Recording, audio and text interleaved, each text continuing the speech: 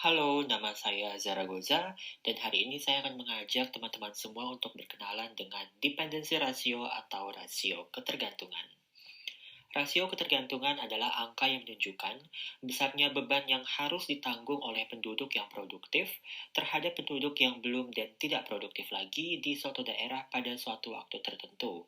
Nah, kalau kita lihat ilustrasi di sebelah kanan ini, yang di bawah ini adalah penduduk yang produktif atau angkatan kerja. Mereka harus memikul penduduk yang sudah tidak produktif lagi.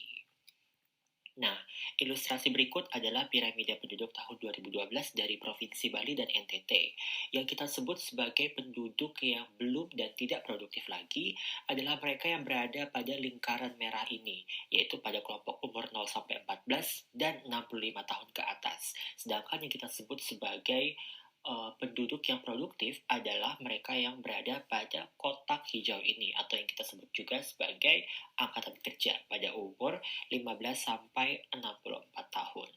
Nah, kalau kita lihat struktur piramida penduduk dari Bali dan NTT ini cenderung berbeda.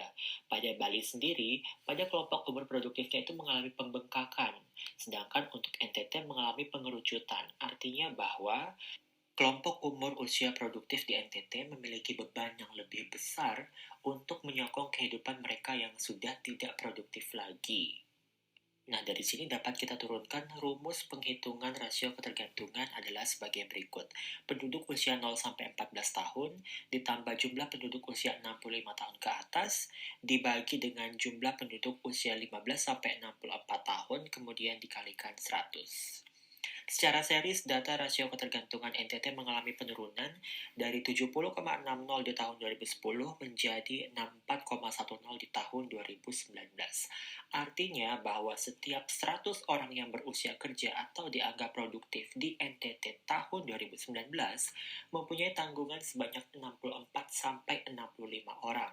Sedangkan di Kota Kupang sendiri, setiap 100 orang yang berusia kerjanya mempunyai tanggungan sebanyak 39-40 orang. Untuk Sumba Barat Daya yang paling tinggi se-NTT memiliki tanggungan sebanyak 81-82 orang. Maka dapat dikatakan bahwa semakin tinggi persentase rasio ketergantungan, semakin besar beban yang harus ditanggung penduduk yang produktif untuk membiayai hidup penduduk yang belum dan tidak produktif lagi maupun sebaliknya.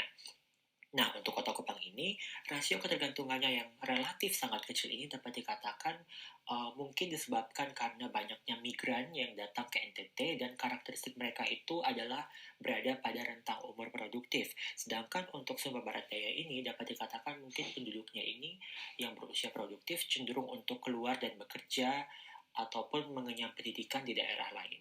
Oke, sekian dari saya. Terima kasih telah menyaksikan dan semoga bermanfaat.